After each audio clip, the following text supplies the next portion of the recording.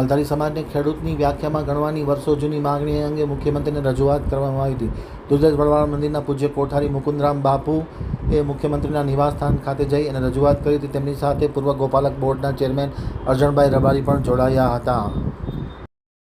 હવે જોઈએ સુરેન્દ્રનગર આમતક ન્યૂઝ બ્યુરોનો એક વિસ્તૃત અહેવાલ.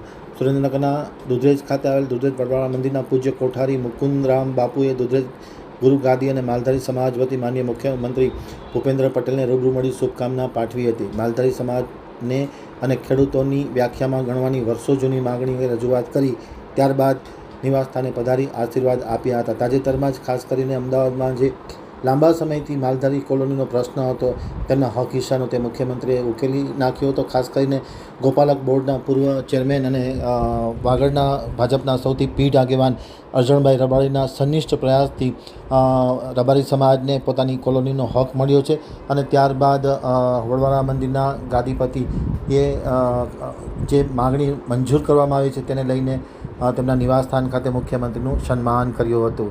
આ પ્રસંગે ગાદીપતિ અને અરજણભાઈ રબારી તેમના પરિવાર સાથે પણ હાજર રહ્યા હતા.